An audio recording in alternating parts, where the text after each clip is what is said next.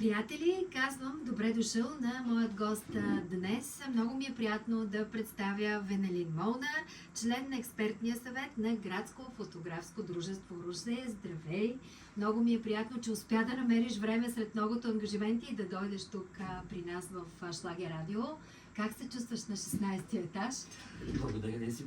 Много отговори трябва да дам изведнъж, но ти сама видя, че първото нещо беше да снимам от 16-ти етаж, така че много е добре тук при птиците. Много благодаря за поканата. Кадърът ти харесва. Кадърът ще го видите още днеска. Няма да се стърпя да го споделя. Поздрави на русенската публика, особено пък на тази, която има афинитет към фотографията като изкуство. И затова съм дошъл. Да поговорим сега за Градското фотографско дружество, създадено преди 2 години. Преди 2 години, март месец, стартирахме с първата си редовна сбирка и вече 2 години редовно, почти без да пропускаме месец, си правим тези редовни сбирки. Каква беше идеята ви всъщност? Да се съберете съмишленици, да обмените идеи, опит? И това, и да станем разпознаваеми като общност, поне в страната, защото в това отношение Русе не може да се похвали с традиции в такава общност на фотографска култура, дейност, предаване на знания, предаване на умения, архиви и така нататък. Обсъждате ли интересни казуси? Спорите ли? Нали, в спора се ражда истината понякога. Трябва с голямо задоволство да споделя, че въпреки, че голяма част от членовете на дружеството, на фотографския пазар сме конкуренти, но в дружеството се създаде една много добра атмосфера на споделяне. И тук отскоро започнахме да си правим вече тематични фотосесии, които после се събираме и коментираме и си позволяваме да си показваме не само добрите, ами и несполучливите неща, за да се учим и за да растем. Много хора си мислеха, че с навлизането на новите технологии, ето сега и на изкуствения интелект, фотографията ще бъде изместена, защото хората буквално вече снимат с телефоните си всичко, навсякъде, но се оказа, че изобщо не е така. Слава Богу, даже се промени фотографията и има предизвикателства пред нея, които трябва да решавате вие като професионални фотографи. Много точно отбелязано. Аз искам само да върна близо 1000-летие назад, когато 20-те години навлиза така наречената лайка формата или фотографския филм. Революционното, което се случва, че фотоапаратът става ефтин и достъпен и изчезват старите студия или професионалните фотографи, защото всеки започва да снима сам. Това можем да го забележим и в Русе, дори там, който се занимава с история на фотографията в Русе, тези студия полека-лека позамират. Да. Но са много красиви снимки. Аз обожавам да гледам старите фотографски снимки. Но става въпрос, че сме наблюдавали вече в историята един такъв революционен момент и сегашният не е по-различен, когато фотографията става достъпна чрез телефоните в джоба. Тоест искаш да кажеш, историята се повтаря. Точно така, и това, че става масова, всъщност е добре, защото изкуството става по-достъпно за повече хора и повече хора покрай телефона си започват да проявяват интерес за още и за още. И този глад за това още ги води вече до по-професионалните изпълнения, до по-сложните технически решения и в края на краищата си се поддържа една и съща фотографска общност, която снима кадърно. Точно това исках да попитам сега. Толкова много фотографии има. Как да разберем, че един фотограф е, както казваш ти, кадърен? Много трудно мога да отговоря. Ще си позволя една алегория. Нека я харесвам вино. Мой приятел се е занимавал дълги години с търговия на вино и считах, че разбира. И го питах как да разбира едно вино дали е добро. Той каза, ако ти харесва, може би и добро. Значи и при вас е така. И при нас е така. И знам, че има хора, които, за съжаление, харесват и кисляк. Да. И с фотографията е така. Така че хората дори с базова естетическа култура, получена от училище или някакъв там допълнителен допир до изкуствата, които имат развита някаква визуална култура, те умеят да оценяват доброто фотографско изпълнение, защото действително това технически никак не е просто за нея. Изобщо, фотографията, ако някой си мисли, че е просто штракане и така, много се лъже. Дълбоки познания са нужни, за да си наистина добър фотограф. Точно така. То е наука, нали, не е случайно. Много наука има вътре също така. Примерно Явор Мичев, който е аерофотограф, ми е споделял в интервю, че за да направи един кадър на Дунав мост, който сме виждали, беше спечелил награда, ако не се лъжа, цяла година той трябвало да чака този момент на съчетание на природни дадености, на светлина и така нататък. Много са факторите. Ето зад един кадър стои толкова много труд, знание и таланта да имаш, може би, усещането за това как изглежда един хубав кадър. Първо, Явор е действително пример за такова методично израстване с действително много четене, с много познания, които се натрупват, за да се родят тези кадри. Много хора летят с дронове. Не всеки може да прави Не снимки. всеки, да не говорим пък и вече за техническото израстване, което пък води със себе си и други бюджети, които не са толкова достъпни. Кои са най-големите предизвикателства пред вас, фотографите, на модерността, така да кажем? Да преборим посредствеността първо. О, много трудна задача. Да. Лично аз професионално съм преживявал такъв момент, когато навлезе електронната търговия, която силно снижи качеството на фотографиите. И повечето клиенти аз съм работил много в модния бранш, в модната фотография, започнаха да си снимат сами по доста по-посредствен начин, защото пазара стана по-различен, по-непретенциозен. Така че по тази причина това дружество няма изнавски характер в буквалния смисъл, т.е. това не е синдикат. Ние сме се събрали заради фотографията като изкуство и въпреки различната ни изходна позиция, въпреки различните ни познания и по естетика, и по композиция, и така нататък, цветознание и всички тези, и техническото познаване на апаратурата, вървим в една посока с ясното съзнание, че това е дълъг път. Цял живот човек учи и расте, ако иска да се развива. Аз ще бъда много щастлив, ако успеем да превъртим едно младо поколение през дружеството, а сме на още първите стъпки. Бихте ли искали да поканите младите фотографи към вас? Разбира се. Казваш, че там няма конкурентна среда, а по-скоро приятелство. Точно. Колегиална. Спокойно си споделяте, нали, проблемите и решението на тези проблеми, може би. Също предстоят срещи с други фотографи от други градове, така ли? Това е новото за тази година, което си поставихме и благодаря за въпроса. Действително вече дойде време да се познаем и с колеги от страната, особено там, където има вече качествени натрупвания, т.е. фотографски общности, които имат история зад гърба си, които са организирали конкурси, особено по линия на ФИАП, това е Международната асоциация на професионалните фотографи.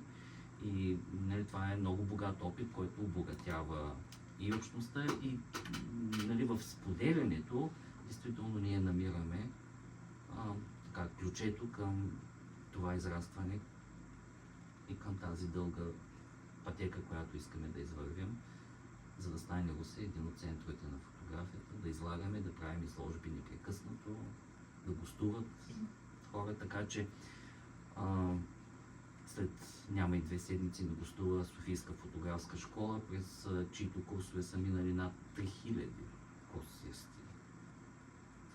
Това е много. Внушително. Да, които имат доста добър вече натрупан опит и идват да ни споделят това, което правят. Те са сред организаторите на големи събития, с отлични връзки с големите производители и доставчици на фотографска техника, което също не е без значение. И имаме обещанията за още 2-3 такива гостувания, като много държим част от тях да ги направим с workshop, на който да поканим млади хора, действително да дойдат, да се докоснат до голямата фотография. Малкото ще научат много нови неща. Ще видят ще се запитат. В същото време, нали, аз водя един клуб по фотография в английската гимназия. Има ли И интерес вчера- от децата? Ами има, нали, аз го отдавам, нали, че така групичката намалява, но пролетно време, хормони, така, възрастта е такава, но има неколци, на които поостанаха и вчера така се забавлявахме с два вида експерименти фотографски.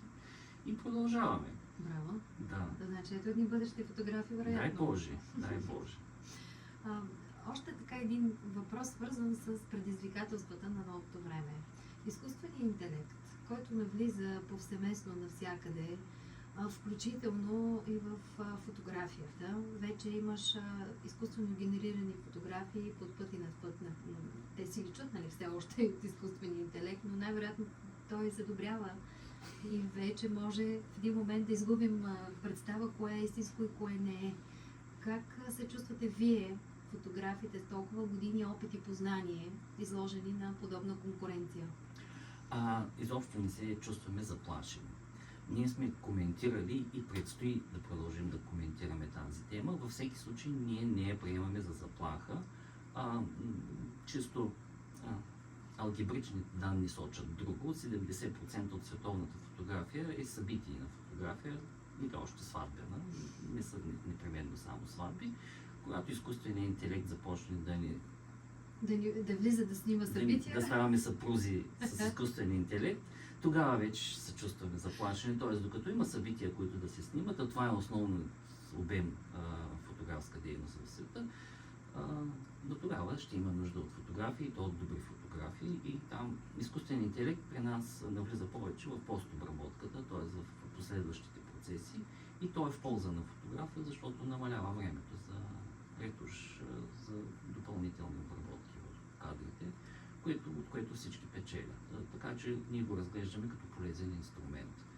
Чисто от етична гледна точка, свързано с авторските права, темата е огромна. Надали тук в това предаване ще можем да я обхванем, но не чувстваме, пак ще завърша с това, никаква заплаха. Напротив, това е поредният добър инструмент, какъвто стана преди няма 20 години цифровата фотография. Използвате ли го? Аз да. И аз да. Всеки го използва. Колко си признават и колко не, отделен Но въпрос. действително го ползвам като защо помощник. да не се възползваш от нещо, което може да ти помогне, не да ти пречи? Като измислен калкулатора, нали сме захвърляли с металата, преди това колкото пръсти сме имали, толкова сме можели да смятаме. Тоест, подобряват се уменията ни и в край на краищата крайният резултат става все по-добър, по-бързо достигнат. Това означава непременно и по-приемливи за аудиторията бюджети. Защото най-скъпото в една фотография е постобработката. Спомням си годините, в които фотографията беше наистина много сериозно изпитание на нервите в тъмната стаечка с червена светлина, в която трябва да запазиш негативите непокътнати. Днес нямаме този проблем. Техниката улеснява фотографите, но улеснява ли развитието и като мащаби, като творческо предизвикателство? Именно моята голяма дъщеря завърши фотография в Англия, там остана да живее и преди седмица дори направи там своя изложба. Тя работи на лента, т.е. работи класически процес, когато става въпрос за собствените си. Така и тази фотография се съществува и тя ще си живее. Действително там тези предизвикателства, за които ти спомена, са валидни и до ден днешен. Да, може би е леко по-безопасно, като какво дишаш по време, като си в стаичката. Но това предизвикателство си го има. Всичко останало е всъщност развитие. Дали технологично, естетиката надали може да има такива драматични промени в начина, по който ние възприемаме света, нали, от гледна точка на визуалната антропология. Това е визуалният език на общуването ни в днешната среда. Там има, разбира се, и по-модерни течения, т.е. може да говорим за мода, но като цяло човешкият индивид, който е еталона за красота, с златното си сечение в себе си, не се е променил и няма да се промени. Това, което условно наричаме красота, иначе в естетиката наричаме хармония, си остава. Също, а вече техническият начин да достигнем до един или красотата. друг начин, на, в случая визуален, за изразяване чрез фотографския кадър.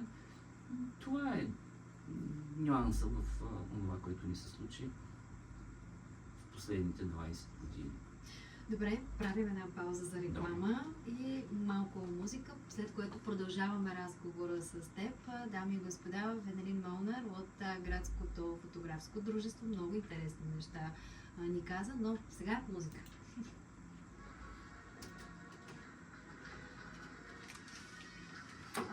Трябва да те снимам. Добре. Защото имаме такава практика да снимаме и да качваме, нали, кой ни Добре. е гостувал във Фейсбука. И какво ще да ти казвам? Исках да ти го задам като въпрос изобщо вчерашната награда на българката, която Аз се видях за астрофотография. за астрофотография. Много Това голямо, голямо отличие, защото за 2 години дават първо място. За Аз не я познавам. И тази фотография ми е малко далечна, няма макар да. че ние ходим да снимем 2 години вече персииди. Да, табачка. Табачка. Сега. Канята до година. Аз да снимам. Не да снимаш, дори да гледаш. Знаеш колко хора дойдоха тази Те ли? година? Може ли да дойде така, от страничен човек? Голям кеф е. Чакай сега, явиш, искаш ли по-далече, по-близко, как искаш? Добре, нали не съм с флякал много. Малко си се Айде свляга. да Айде се да се... да поизпъчим малко ситуацията. Ма слушалките така ли? Ами да. Добре. По-добре. Коя песен казваш ACDC? Да я намеря сега аз. Ще е по-фотографска песен има? Не. Айде, ти ще изпълниш.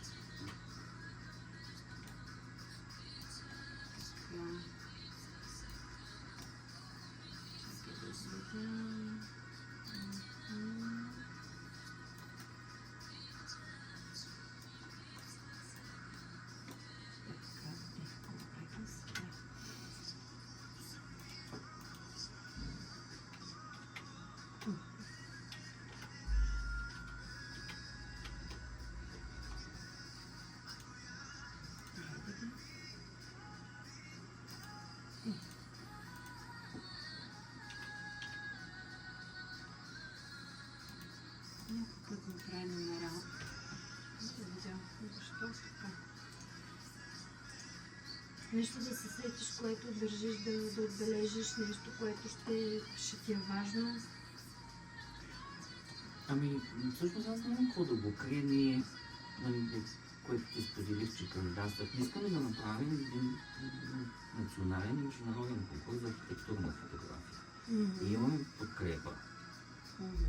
Нали, и в общността, българската, защото, нали, вече един проект писах. И какво? И искам това нещо да го развием, да бъде фокуса на нашето дружество. Много песни имаме. Какво да ти пусна от ACDC? Back in Black, Back Ace in Black. the Ace, Hells Bells. Back in Black.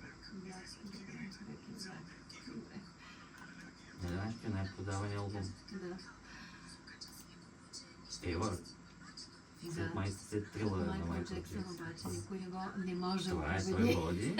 Това е втори. Майкъл Джексън. Така че го приемем като някакъв феникс.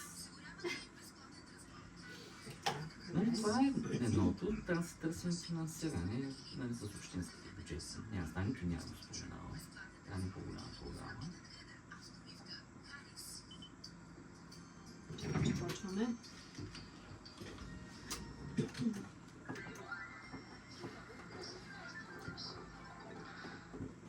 Продължаваме да си говорим за хубава, качествена фотография с Венелин Молнар, който е член на експертния съвет на Градско фотографско дружество Русе, създадено преди 2 години. Разбрахме сега, че предстоят срещи с други фотографи от други страни. Тук в паузата обсъдихме и това, че наши български фотографи получават световни отличия, т.е. забелязваме се вече, че в България имаме добра фотография. Можем ли да кажем, че Русе е един от градът, в който фотографията е тръгнала и се е развила? Не, това ще бъде малко Пресилено. Поне няма документирани данни за първи фотограф или за нещо подобно. Но е факт, че пък има много фотографски студия. Имало е и тяхното наследство, което е документирано чрез повече колекционерски архиви, е богато и още повече става интересно покрай известните русенци, които са живяли там и са станали обект на фотографиране. Чрез тези снимки ние научаваме... Сега, толкова много неща човек научава, виждайки снимките от това време. Ти знаеш, че се занимаваме с тая тема. История. И наскоро ми попадна покрай реставрираната вила на Симеонови, т.е. която се реставрира в момента. Излезе една снимка, която дава доста богата информация за къщата и за хората, които са на стъпалата там. Много са красиви дамите. Изключително. Аз съм попадал на снимки, такива студийни, рощоклийски, на сватби с известни имена. Боже, голямо. Разкош. Наистина е имало аристокрация. Имало е, да. И то в Не в буквалния смисъл аристокрация, защото това са били хора, дето дядовците им не са били аристократи, но действително е имало дух и го има в тези фотографии от това време. Ти обичаш да снимаш и така отделни пейзажи, градски от града, старите сгради на Русе. Какво още те привличат теб лично, като човек на изкуството? Те са безкрайно вдъхновени. Извън работата ти сега? Аз се замислих малко, като ми зададе въпроса, че аз в повечето случаи така изразявам някакви критични бележки с снимките си и снимам сгради с не толкова добро състояние. Облаците са ми любими. Облаците, те са с друга страст. Фабрика за облаци. Да, фабрика за облаци. И сега днес, като от 16-тият етаж има много попадение. Но Русе е много благодатна тема и това е един от фокусите, с които искаме да станем разпознаваеми като дружество. Нали, мога да споделя така идеята ни, защото ние работим по нея, да направим един национален, в последствие международен конкурс за архитектура и фотография. Такъв в България няма, а и Русе е много подходящ като обект. Има какво да предложи като обекти. И слава Богу, в фотографската общност на България срещаме безкорисна подкрепа за един такъв проект. Тоест биха се включили? Категорична подкрепа имаме. Вече подготвяхме един такъв проект. Не можахме да спечелим финансиране, но няма да се отказваме. Наясно сме, че там не става лесно. Много други хора от изкуството също достойно кандидатстват с не по-малко стойностни проекти. Така че ние приемаме това като една борба на идеи и все някога ще успеем да започнем да го правим. И тук имаме подкрепа на културни институции в града, така че считаме, че това ще се случи скоро. Като човек, който професионално и извън професионално обожава фотографията, т.е. ти работиш това, което хобито си. Така е. Малцина са избраните. Кажи ми, имаш ли си любима фотография, любима снимка, която някак си ти стои в сърцето? Сега, тъй като по образование аз съм дизайнер и обожавам студийната фотография, защото тя е синтетична, аз мога да създавам образа си, докато тези, които снимат събития, запечатат това, което се случва пред кадъра, без да могат да го влияят. Тази фотография за мен е предизвикателство. Много любима, да отговоря. И в момента, аз съм показвал такива фотографии, но работя върху първа своя истинска самостоятелна изложба. Правил съм една самостоятелна с дъщеря ми, докато учеше, с експериментално осветление.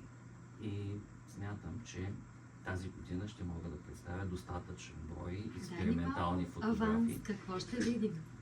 Във всеки случай това ще бъде работа с модел на женско тяло и натюрморт с експериментиране, т.е.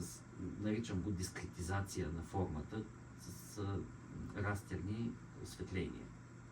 Т.е. как да разкажем с изключително малко изразителни средства. Там няма полутон, няма цвят, аз го отнемам. И изведнъж се оказа, че да разкажеш една форма по естетически начин с този ограничен ресурс е голямо предизвикателство, а в същото време и изключително интересно. Предстои да видим, значи. Вече има така направена една първа фотосесия, на която загаднах с един споделен образ какво се работи и продължаваме на събрания реквизит и имам да доснимам. Надявам се. Ще снимате ли Персеидите и тази година? Едно Персеидите много любимо събитие. са нещо, което действително така къде на шега започнахме да го правим и на последната втора всъщност фотосесия миналата година дойдоха между 40 и 50 човека, от които половината снимаха, другите просто гледаха. И така или иначе, случайно или не, но се оказа, че табачка, която избрахме за база, се оказа място с нисък светлинен шум, нали има такъв термин. Тоест там нямаме голямо светлинно замърсяване и успяхте да видите. И аз снимах първата си истинска Персеида, от което съм много горд. И повечето се върнаха с добри кадри. Тук непременно трябва да изкажа благодарността на нашия колега от дружеството Цветан Ганев, който печели непрекъснато международни конкурси по макрофотография. Там неговите боболечки са просто фамозни. Но той също и се занимава с астрофотография. И на самото събиране той прави на лекции за новодошлите, тези, за които за първи път се сблъскват. И се върнахме с много уловени персиди, макар че имахме много силна луна, което в принцип е лош фактор. Така че до година каня да направим направо отразяване от поляната край табачка. Абсолютно приемаме. Радиошлагер. Чудесно. Отиват да снимат персиди. И другото интересно е, че започнахме сега, си поставяме експериментални теми от теория на композицията, да споделя пропорциониране, контраст, симетрия, цветови хармонии, работа с цвета като елементи, съподчиненост на елементите. Поставяме си една тема и цял месец снимаме нея.